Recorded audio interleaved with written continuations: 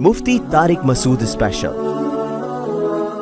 अभी मौलाना फजल रहमान ने जो तकरीर की है 18 साल से कम उम्र बच्ची के बारे में, कितनी जानदार तकरीर की है, तो मुझे ख्याल हुआ था इस पे अप्रिशिएट करूंगा मैं। इसलिए हम कहते हैं मौलवियों का असम्बली में रहना बहरहाल बहुत ज़रूरी है। असम्बली में रहना बहरहाल बहुत ज़रूरी। वजह उसकी है कि क्योंकि ये लिबरल सेकुलर लोग तो बिल्कुल भी, ये तो सारे उन्हीं के गुण गा रहे होते हैं। तो एक बहुत अच्छा बयान दिया उन्होंने कि हम ये कानून नहीं मानते, हमने यूनाइटेड नेशन के जो कानून है उसका हल्फ नहीं उठाया, हमने पाकिस्तान के आइन का हल्फ उठाया है, और आइन में एक है कुरान और सुन्नत के अगेंस्ट कोई कानून नहीं बनेगा। अच्छा काम किया, कोई भी करता, नवाज शरीफ करता, शहबाज शरीफ करता, इमरान खान करता, मौलाना फजल रहमान करते, कोई भी करे भाई, बहुत जो अच्छा है उसको अच्छा ही कहा जाएगा। क्या ख्याल है? हाँ, सियासी लोगों की मजबूरी होती है कि जब वो किसी के इश्क में पागल हो जाते हैं, लीडर के इश्क में, तो उसके अच्छे को अच्छा कहते हैं लेकिन उसके बुरे को भी अच्छा कह रहे होते हैं।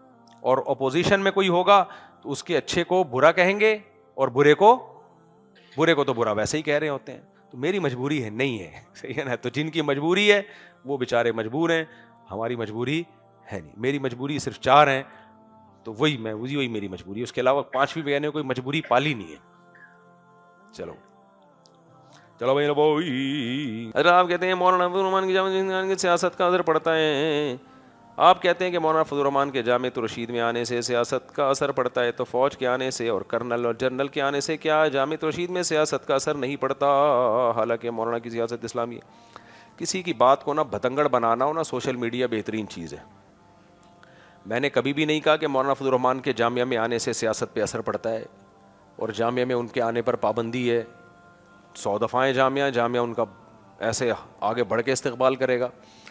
किसी सियासी लीडर का किसी भी मदरसे में आना, किसी भी इदारे में आना, इसको सियासी इन्फ्लुएंस नहीं कहा जाता। सियासत का मकसद ये होता है, हम जब कहते हैं तालीमी इदारे सियासत से दूर रहने चाहिए, तो उसका मतलब ये होता है कि तालीमी इदारे पर किसी सियासी जमात की छाप नहीं लगनी चाहिए, क्योंकि तालीमी इदारे सबके लिए हैं। अब तालीमी इदारा फॉर एग्ज़ाम्पल PTI का बना दिया जाए कि इमरान खान का जलसा करवा दिया जाए, एक मिसाल दे रहा हूँ मैं, जामिअत रशीद में, तो मैसेज क्या जाएगा कि जामिअत रशीद PTI का है, तो फिर JUI वाले पढ़ेंगे जामिअत रशीद में, मुस्लिम लीगी लोग पढ़ेंगे जामिअत रशीद में? कोई भी नहीं पढ़ेगा। लेकिन बुलाया सबको जाएगा, PTI वालों को भी बुलाया जाएगा, मुस्लिम लीग वालों को भी बुलाया जाएगा, JUI वालों को भी बुलाया जाएगा, फौजी कर्नल जनरल को भी बुलाया जाएगा, जजेस को भी बुलाया जाएगा, सहाफ़ियों को भी बुलाया जाएगा। जामिअत रशीद वाले सिर्फ कर्नल जनरल को नहीं बुलाते, जामिअत रशीद वाले तो हर तबके को बुलाते हैं। कामरान टैसूरी भी आया है, जावेद चौधरी भी आया है, सहाफ़ी हैं ना ये लोग, और आपके जो सुप्रीम कोर्ट के जज हैं वो भी आ चुके हैं। सिर्फ एक कर्नल जनरल को लोग देख रहे होते हैं, सब लोग आ रहे हैं, और मौलाना फजल रहमान भी आ चुके हैं, सब लोग आ रहे होते हैं, सबको जामिया बुलाता है। फिर जिसकी मर्जी आना है आए, जिसकी मर्जी नहीं आना नहीं आए। उलमा भी आए हैं, हजरत मुफ्ती तकी साहब भी आ चुके हैं, सबको बुलाता है जामिअत रशीद, जो भी इन्फ्लुएंसर हैं सबको बुलाता है। तो किसी के बुलाने से ये नहीं होता कि इसका असर रसूख कायम हो रहा है। हाँ, असर रसूख का मतलब जब होता है जब किसी सियासी जमात के हवाले कर दिया जाए या सियासी जमात का प्रॉपर वे में जलसा कराया जाए। तो अब सिंध हुकूमत के वो जो चीफ मिनिस्टर भी आए थे, तो हाकिम है ना, हाकिम जो भी हुकूमत में होता है उसको तो बुलाया जाता है। अमेरिका में बुला रहे होते हैं लोग। तो जो भी गवर्नमेंट होती है, तो गवर्नमेंट से तो मदरसे के ताल्लुकात अच्छे होंगे तो ही मदरसे सरवाइव कर पाएंगे ना। बिला वजह गवर्नमेंट की मुखालफत करना शुरू कर दें तो आपके पास है क्या लड़ने के लिए? तो तमाम मदारिस हुकूमत से बना के रखते हैं, सारे मदारिस। जामिया अशरफिया में भी ये सारे लोग आते हैं, ISPR जामिया अशरफिया भी जाते हैं, जामिया अशरफिया ना लाहौर वाला, जामिया अशरफिया भी आते हैं, दारुल उलूम कुरंगी भी आते हैं। फ़र्क ये है कि जामिअत रशीद कवरेज देता है, उसको वीडियो बना के डाल देता है। तो मौलाना फजल रहमान भी आए, जामिअत रशीद तो उनको भी इज्जत, बल्कि ज़्यादा इज्जत देगा, उनको तो और ज़्यादा इज्जत देगा, क्योंकि वो बहुत सारे उलमा के कायद हैं। तो बात का बतंगड़ बनाना हो तो बनाते रहो बैठ के, और आराम से बात किसी की समझने की कोशिश करो कि वो क्या कहना चाह रहा है, तो फिर मेरा ख्याल है आराम से समझ में आ जाएगी।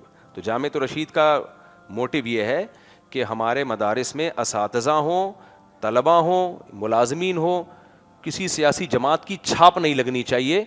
ना मुस्लिम लीगी हैं, मदरसे की हद तक। मुस्लिम लीग से मुराद ये जो अभी मुस्लिम लीग शहबाज शरीफ, नवाज शरीफ वगैरह चल रहे हैं, ये मुस्लिम लीग मुराद है, यानी ये लोग, या पीपल्स पार्टी, भाई सब लोग आए। और जामिअत रशीद में अल्हम्दुलिल्लाह ऐसा है भी, ہمارے طلبہ میں جمعیت علماء اسلام کے طلبہ بھی ہیں, پی ٹی آئی کے بھی ہیں, مسلم لیگ کے بھی ہیں, اساتذہ میں بھی ہیں. جب عمران خان کی حکومت تھی نا, ہمارے ایک استاذ تھے, وہ عمران خان کے بے انتہا مخالف تھے. وہ اگلا گھنٹہ دوسرے استاذ کا تھا, وہ آتے, وہ عمران خان کے بہت زیادہ فیور میں تھے. تو طلبہ کہتے تھے ہم کدھر جائیں, وہ کیا, تو ہمارے استاذ کے پاس حضرت مفتی عبدالرحیم صاحب کے پاس آتے تھے. وہ کہتے بھائی ٹھیک ہے یار, سبق تو پڑھا رہے ہیں نا, باقی ہر ایک کی سیاسی رائے ہے, یہی تو ہمارا حسن ہے, سب چلے گا مارکیٹ میں, آپ خود فیصلہ کرو کون صحیح ہے کون غلط ہے. حتیٰ کہ ووٹ جب ہم دینے جاتے ہیں مفتی عبدالرحیم صاحب کی طرف سے ایک دفعہ بھی کبھی ہدایت نہیں گئی ہے اساتذہ کو کہ فلاں کو ووٹ دو فلاں کو مت دو. کہہ رہے ہیں آپ کا ذاتی معاملہ ہے, جس کو بہتر سمجھتے ہو ووٹ دو. کچھ اساتذہ نے جمعیت علماء اسلام کو ووٹ دیے تھے, کچھ نے پی ٹی آئی کو ووٹ دیے تھے, کچھ نے پیپلز پارٹی کو ووٹ دیے ہیں. طلبہ میں بھی ایسے ہی ہیں. تو تعلیمی ادارے ایسے ہی ہوتے ہیں اور ایسے ہی رہنا چاہیے. باقی نجی محفل میں آپ اپنی ایک رائے رکھو, سمجھ رہے ہو کہ نہیں سمجھ رہے, تو نجی محفل میں آپ کی مفتی عبدالرحیم صاحب کی بھی ایک رائے ہے, وہ چینج بھی ہو سکتی ہے. اور اساتذہ ابھی بھی ایسے ہی ہے, جامعۃ الرشید میں ابھی پی ٹی آئی کے لوگ بھی ہیں. اس لیے ان کا کہنا یہ تھا کہ بھائی مدرسہ کسی سیاسی جماعت کے تحت نہیں جائے گا, آئیں گے سب سیاسی لوگ, لیکن کسی سیاسی جماعت کے کنٹرول میں نہیں دیا جائے گا. تو اگر طلبہ کو نیوٹرل رکھا جائے اور نجی محفل میں کوئی بات بھی کر لی جائے کہ کس, یعنی جو ایک اپنا ذاتی تجزیہ ہوتا ہے جیسے میں بھی کر رہا ہوتا ہوں, تو وہ تو سب کر سکتے ہیں. تو یہ مطلب ہے میرا. باقی آنے پر کسی کی پابندی نہیں ہے. کرنیل جرنیل بھی آئیں گے, D G I S P R بھی آئے گا, ججز بھی آئیں گے, پیپلز پارٹی کے لیڈر بھی آئیں گے, جے یو آئی کے لیڈر آئیں گے, تو 100 دفعہ استقبال کیا جائے گا ان کا. وہ تو جامعہ پھر مولانا فضل الرحمان کا تو ماتھا چوما ہے مفتی عبدالرحیم صاحب نے جب وہ آئے تھے. لوگ کو دیکھ رہے ہیں D G I S P R کا ماتھا چوما ہے, تو بھائی وہ صاحب حاکم کی حیثیت سے ہے وہ. اور مفتی عبدالرحیم صاحب D G I S P R کی ذاتی حیثیت کو نہیں دیکھتے. وہ کہتے ہیں پاکستانی فوج کو موٹیویشن کی ضرورت ہے, کیونکہ ابھی لڑ رہی ہے فوج بلوچستان میں, اور ہر جگہ فوجی شہید ہو رہے ہیں. تو یا تو جا کے ان بارڈر پہ جا کے ان فوجیوں کے پیشانیاں چومے, تو بہتر نہیں ہے کہ جو ایک آدمی ان کی نمائندگی کر رہا ہے اس کی پیشانی چوم لو, ہول سیل کے حساب سے کیا ہو جائے گا. تو مفتی عبدالرحیم ویژنری آدمی ہے. جو ویژنری لوگ ہوتے ہیں وہ بہت دور کا سوچتے ہیں, جو ویژنری نہیں ہوتے وہ چھوٹی چھوٹی باتوں میں اس کی پیشانی چوم لی, اس کا ماتھا چوم لا, اس کی ٹوپی سر پہ رکھ لی, وہ یہ بحثوں میں تباہ ہو جاؤ گے, برباد ہو جاؤ گے, حاصل کچھ بھی نہیں ہوگا. تو وہ فوج کو دیکھ رہے ہیں, کسی کی ذاتی حیثیت کو تھوڑی دیکھ رہے ہیں. ان کو کیا پتا آئی ایس پی آر نجی زندگی میں اچھا ہے برا ہے کیا ہے. آرمی کو اس وقت سپورٹ کی ضرورت ہے لڑائی کی حد تک, ہر چیز میں نہیں. یہ نہیں کہ اس کے الیکشن کو بھی سپورٹ کیا جا رہا ہے کہ آرمی نے جو الیکشن کروائے سبحان اللہ ماشاء اللہ, اس میں تھوڑی سپورٹ کر رہے ہیں. سسٹم کے تحت جو الیکشن ہوئے وہاں سے بندے جیتے جہاں سے کھڑے ہی نہیں ہوئے تھے. وہ اپنا ایک دوسرا رخ ہے. وہ ابھی تو مقصد ملک کو بچانا ہے, کیونکہ ان کو حالات پتہ ہے کہ ملک کی حالت کیا ہوئی ہے اس وقت, ان کو تو پتہ ہے نا. تو کہہ رہے بھائی ملک بچاؤ یار. تو اس لیے وہ کریں گے جو ان کو سمجھ میں آئے گا. ہم اور آپ کے چھوٹے چھوٹے مسائل ہیں, ہم لڑتے رہیں گے آپس میں, مناظروں کے چیلنج اور مختلف چیزیں ہم جو کر رہے ہیں وہ کرتے رہیں گے. جو بڑے لوگ ہوتے ہیں ان کی سوچ بڑی ہوتی ہے. باقی کہتے رہو کرنیل جرنیل, مفتی عبدالرحیم صاحب کو تو پتہ نہیں کیا کیا کہہ دیا لوگوں نے. ہاں بیچاروں کے پاس اتنی سی پراپرٹی نہیں ہے یار. بچوں کا حال, بھائیوں کا حال تو ہمیں پتہ ہے. یہ جو گاڑی لے کے گھوم رہے ہوتے ہیں یہ بھی کسی نے دی ہوئی ہے سیکیورٹی کے نظر میں, ان کی اپنی یہ بھی نہیں ہے, کچھ بھی نہیں ہے اپنا. تو دنیا سے جائیں گے 1 روپیہ نہیں ان کی جیب میں نکلے گا. ہم تو 30 سال سے ان کے ساتھ ہیں بھائی. تو ایسا آدمی کسی کا نہ درباری ہوتا ہے نہ سرکاری ہوتا ہے. اور الزام وہ لوگ لگا رہے ہوتے ہیں جنہوں نے کروڑوں روپے کی جائیدادیں بنائی ہیں. اور کچھ صحافیوں کا نام میں نہیں لوں گا, آج کل بہت بول رہے ہیں جامعۃ الرشید کے خلاف کہ یہ فوج کے پٹھو ہیں. ہمیں وہ دن یاد ہے جب فوج نے ان کو بلایا تھا, ان کو ریٹرن ٹکٹ دیے تھے, ہوٹل کے کوئی پروگرام رکھا تھا فوج نے, یہ سارے پہنچے ہوئے تھے اور ہم سے پہلے پہنچے ہوئے تھے یہ. تو جب آرمی والے ان کو کوئی بھی پروٹوکول دیتے ہیں نا, انفلوئنسر جو جتنے بھی ہیں یوٹیوب کے, جو بڑے باہر نکل کے فوجیوں کے خلاف بول رہے ہوتے ہیں, ان کو کوئی بھی ایسا بلایا جائے پروگرام میں کھانے پینے کے, یہ جو اسٹیبلشمنٹ ہے یہ کر رہی ہوتی ہے ایسے, جو بڑے بڑے یوٹیوبرز ہوتے ہیں ان کو بلاتے ہیں, سیاستدانوں کو بھی اپنا پیغام دینے کے لیے, کوئی اشکالات ہو اعتراضات ہو, وہ آگے وہ پیغام لے نہ لے وہ اس کی مرضی ہے, کوئی دباؤ کسی پہ نہیں ہوتا. تو یہ تو سب لوگ کر رہے ہوتے ہیں. تو یہ سارے مجھے یاد ہے کہ یہ پہلے سے پہلے پہنچے ہوئے ہوتے ہیں, ہوٹل بھی لیتے ہیں. یعنی یہ ساری حکومتی مراعات ہے نا, اور ڈائریکٹ فوج سے مراعات لے رہے ہوتے ہیں, اور باہر نکل کے پھر بیان داغ رہے ہوتے ہیں کہ یہ فوج سے مراعات لینا حرام ہے. تو بس کرو یار, ہم تو ہمارے پاس تو سب کی لسٹیں ہیں, لیکن ہم یہ باتیں میڈیا پہ کریں گے تو بلا وجہ ایک فساد پیدا ہوگا, کچھ بھی نہیں ہوگا. تو اس لیے مثبت سوچو, مثبت, سمجھ رہے ہو. سب مدرسے ٹھیک ہیں. بنوری ٹاؤن تو مجھے جتنا فائدہ بنوری ٹاؤن سے ہوا ہے نا شاید کسی مدرسے سے نہیں ہوا ہوگا. وجہ اس کی ہے کہ بنوری ٹاؤن کے مسائل کی ویب سائٹ سب سے مضبوط ہے انٹرنیٹ پر، گوگل پہ جب کسی مسئلے میں تحقیق کرنی ہو نا، بنوری ٹاؤن کی ویب سائٹ کھولو، اس میں پورے فقہ کی فتویٰ، ہم تقلید نہیں کر رہے ہوتے ان کی، لیکن کسی بھی مفتی کو وہاں سے مدد بہت مل جاتی ہے. اور دنیا بھر میں ہم نے بنوری ٹاؤن کی شاخیں سب سے زیادہ دیکھی ہیں. افریقہ گیا ہوں، وہ مدرسہ بھائی کہاں سے آئے ہو؟ بنوری ٹاؤن سے پڑھ کے آیا ہوں. تو ان مدارس کی اتنی بڑی بڑی خدمات ہوں، مفتی عبدالرحیم صاحب ان مدارس کے خلاف ہو جائیں گے؟ یا میں یعنی وہ کہتے ہیں نا، یہ منہ اور مسور کی دال، ہماری یہ مجال کہ ہم ان مدارس کے خلاف بولیں گے؟ تو یہ بیکار قسم کی باتیں ہیں. ایک جامعۃ رشید کا ہدف چونکہ الگ ہے، اس کے لیے الگ وفاق ضروری تھا تو بنا لیا الگ وفاق. اور جامعۃ رشید یہ کبھی بھی نہیں چاہتا کہ کسی بھی سیاسی جماعت کا سیاسی انفلوئنس ہو، چاہے وہ سیاسی جماعت ہی کو ووٹ دینا ضروری سمجھتا ہو، چاہے وہ سیاسی جماعت میں کو صحیح بھی سمجھتا ہو. اس کے باوجود جامعۃ رشید کا ایک ہدف ہے بھائی انفلوئنس نہیں ہوگا کسی سیاسی جماعت، اس سے مدرسے کا فیوچر یعنی خطرے میں ہو جائے گا، تعلیم خطرے میں ہو جائے گی. یہ ان کی ایک رائے ہے، آپ اس رائے سے اختلاف کر سکتے ہو. تو جتنا ہے اتنا رہنے دو، باقی میڈیا پہ پروپیگنڈا ہوتا رہتا ہے. مجھے اتنا زیادہ لوگوں نے کہا دیکھو مولانا فضل الرحمان کے آنے سے سیاسی اثر ہوگا اور جرنل کے آنے سے نہیں ہوگا. تو مولانا فضل الرحمان کے آنے کے خلاف ہم نے بیان دیا ہی نہیں ہے بھائی، ہم نے کب کہا ہے؟ دوسری بات یہ کہ ہم تو جب کسی سیاسی جماعت سے اپنے آپ کو لنک نہیں کرتے تو ہماری بات تو نیوٹرل ہوتی ہے. ابھی مولانا فضل الرحمان نے جو تقریر کی 18 سال سے کم عمر بچی کے بارے میں، کتنی جاندار تقریر کی ہے، تو مجھے خیال ہوا تھا اس پہ اپریشیٹ کروں گا میں. اس لیے ہم کہتے ہیں مولویوں کا اسمبلی میں رہنا بہرحال بہت ضروری ہے. اسمبلی میں رہنا بہرحال بہت ضروری. وجہ اس کی ہے کہ کیونکہ یہ لبرل سیکولر لوگ تو بالکل بھی، یہ تو سارے انہی کے گن گا رہے ہوتے ہیں. تو ایک بہت اچھا بیان دیا انہوں نے کہ ہم یہ قانون نہیں مانتے. ہم نے یونائٹڈ نیشن کے جو قانون ہے اس کا حلف نہیں اٹھایا، ہم نے پاکستان کے آئین کا حلف اٹھایا ہے. اور آئین میں ایک ہے قرآن و سنت کے اگینسٹ کوئی قانون نہیں بنے گا. اچھا کام کیا، کوئی بھی کرتا، نواز شریف کرتا، شہباز شریف کرتا، عمران خان کرتا، مولانا فضل الرحمان کرتے، کوئی بھی کرے بھائی، بہت جو اچھا ہے اس کو اچھا ہی کہا جائے گا. کیا خیال ہے؟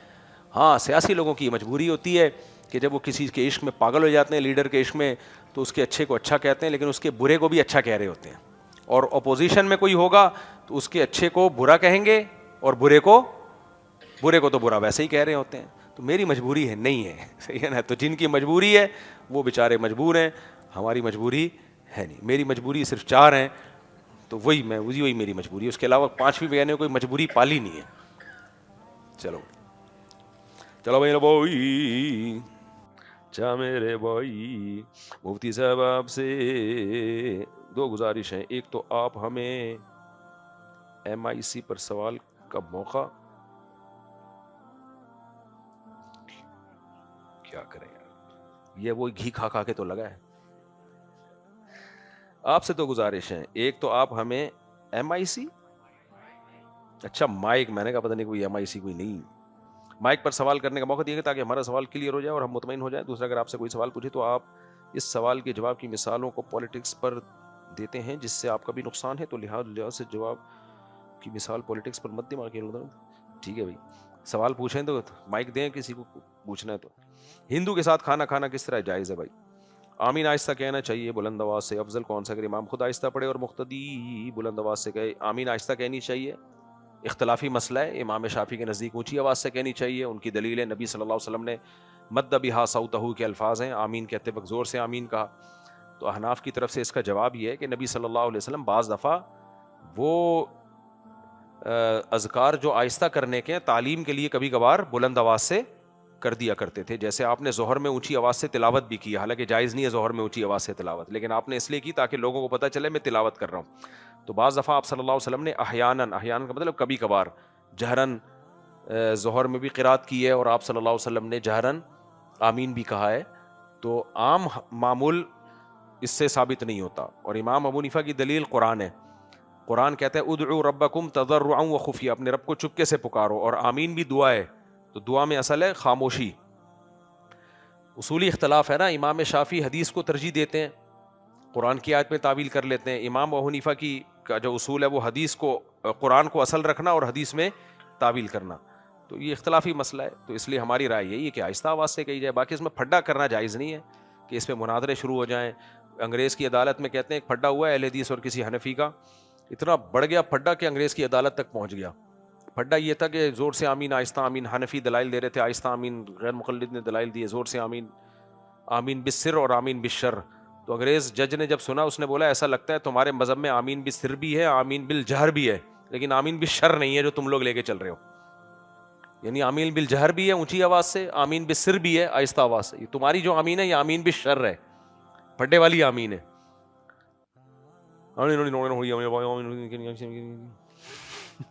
دوسری بات یہ کہ ہم تو جب کسی سیاسی جماعت سے اپنے آپ کو لنک ہی نہیں کرتے تو ہماری بات تو نیوٹرل ہوتی ہے. ابھی مولانا فضل الرحمان نے جو تقریر کی ہے 18 سال سے کم عمر بچی کے بارے میں, کتنی جاندار تقریر کی ہے, تو مجھے خیال ہوا تھا اس پہ اپریشیٹ کروں گا میں. اس لیے ہم کہتے ہیں مولویوں کا اسمبلی میں رہنا بہرحال بہت ضروری ہے. اسمبلی میں رہنا بہرحال بہت ضروری. وجہ اس کی ہے کہ کیونکہ یہ لبرل سیکولر لوگ تو بالکل بھی, یہ تو سارے انہی کے گن گا رہے ہوتے ہیں. تو ایک بہت اچھا بیان دیا انہوں نے کہ ہم یہ قانون نہیں مانتے, ہم نے یونائٹڈ نیشن کے جو قانون ہے اس کا حلف نہیں اٹھایا, ہم نے پاکستان کے آئین کا حلف اٹھایا ہے, اور آئین میں ایک ہے قرآن و سنت کے اگینسٹ کوئی قانون نہیں بنے گا. اچھا کام کیا, کوئی بھی کرتا, نواز شریف کرتا, شہباز شریف کرتا, عمران خان کرتا, مولانا فضل الرحمان کرتے, کوئی بھی کرے بھائی, بہت جو اچھا ہے اس کو اچھا ہی کہا جائے گا. کیا خیال ہے؟ ہاں, سیاسی لوگوں کی مجبوری ہوتی ہے کہ جب وہ کسی کے عشق میں پاگل ہو جاتے ہیں, لیڈر کے عشق میں, تو اس کے اچھے کو اچھا کہتے ہیں لیکن اس کے برے کو بھی اچھا کہہ رہے ہوتے ہیں. اور اپوزیشن میں کوئی ہوگا تو اس کے اچھے کو برا کہیں گے اور برے کو تو برا ویسے ہی کہہ رہے ہوتے ہیں. تو میری مجبوری ہے نہیں ہے, صحیح ہے نا. تو جن کی مجبوری ہے وہ بیچارے مجبور ہیں, ہماری مجبوری ہے نہیں. میری مجبوری صرف 4 ہیں, تو وہی میری مجبوری ہے. اس کے علاوہ 5ویں میں نے کوئی مجبوری پالی نہیں ہے. چلو بھائی, کافی ہو گیا میرا خیال ہے. اور بھائی مائک دے دو, بس ایک سوال لے لیں. جی السلام قسطوں پہ کاروبار کئی دفعہ بتا چکے ہیں, اگلی دفعہ دوبارہ پیش کر دوں. وعلیکم السلام. صاحب, میں علی رضا لاڑکانہ سے ہوں اور کچھ ایسے سوالات تھے اور آپ سے ملنے کی بھی خواہش تھی. اچھا, ایک سوال یہ تھا کہ غیر اللہ کے بارے میں کسی کو پکارنا, جیسے جنید جمشید کی نعت ہے کہ میں تو امتی ہوں اے شاہ امم, کر دو میرے آقا اب نظر کرم. اور دوسرا ایک سوال اگر آپ اجازت دیں تو آپ صلی اللہ علیہ وسلم کی ذات کے بارے میں, وہ یہ تھا کہ جیسے آپ صلی اللہ علیہ وسلم کے بارے میں نور و بشر کا اختلاف چلتا ہے, تو ایک آپ صلی اللہ علیہ وسلم کی دعا ہے جس میں اس طرح کے کچھ الفاظ ہیں, اللہم اجعلنی نورا جی لحمی. دیکھو, پہلی بات یہ کہ وہ جنید جمشید کی نظم میں جو یہ الفاظ ہیں نا کہ اے شاہ کرم, کیا ہے وہ, کر دے میرے آقا کر دے میرے آقا اب نظر کرم. دیکھو یہ الفاظ بہرحال بے احتیاطی پر مبنی ہے, لیکن شریعت میں حکم یہ ہے کہ کسی کو کافر یا مشرک قرار نہ دو, اس کے کلام کا حتی الامکان اس کی تعویل کرو. تو جنید جمشید نے بھی جو یہ کہا ہے کہ میرے آقا کرم کر دے, تو ہم اس سے مراد ہی لیتے ہیں آخرت میں نبی صلی اللہ علیہ وسلم سفارش کریں میدان حشر میں. وہ سفارش تو ثابت ہے, اور یہ کلام فرشتے نبی صلی اللہ علیہ وسلم تک پہنچا دیں. یعنی اس کا یہ عقیدہ نہیں ہے کہ یہیں سے نبی کریم صلی اللہ علیہ وسلم سن رہے ہیں. تو یہاں کرم سے مراد ہے آخرت میں کرم, آخرت میں آپ ہماری سفارش کریں. اور یہاں سے نبی کو پکارا جا رہا ہے, تو ایسا نہیں کہ نبی براہ راست سن رہے ہیں اور مدد کر رہے ہیں. شاعری میں تو ایسا ہوتا ہے نا, تخیل کی دنیا ہوتی ہے شاعری میں حقیقت مراد نہیں ہوتی, تخیلاتی دنیا ہوتی ہے. تو اس کا یہ نیت ہرگز نہیں تھی جنید جمشید کی. تو تبلیغ میں وقت لگاتا تھا, اللہ سے ہونے کا یقین, غیر اللہ سے کچھ نہیں ہوتا. تو اس لیے کسی پر کو کافر نہیں قرار دیا جاتا, اس کے کلام کی تعویل کی جاتی ہے. دوسری بات جو آپ نے پوچھی, نبی نے فرمایا کہ اللہ مجھے نور کر دے, اللہم اجعلنی فی بشری نورا, میری کھال میں بھی نور اور میرے دائیں بھی نور. وہ دعا تو ہم سب کو سکھائی گئی ہے. اس نور سے مراد ہے ہدایت کا نور. قرآن میں آتا ہے انما انا بشر مثلکم, میں تمہاری طرح کا انسان ہوں. تو نبی اپنی حقیقت اور ماہیت کے لحاظ سے انسان ہی تھے. ہاں, ہدایت کا نور ہے, تو وہ دعا تو ہم بھی پڑھتے ہیں, ہمیں بھی سکھائی گئی ہے. تو کیا مطلب, ہم سب نور ہیں. ہدایت کی روشنی, گمراہی میں ہم ہدایت کا چراغ بنے, یہ مراد ہے اس سے. چلیں کافی ہو گیا.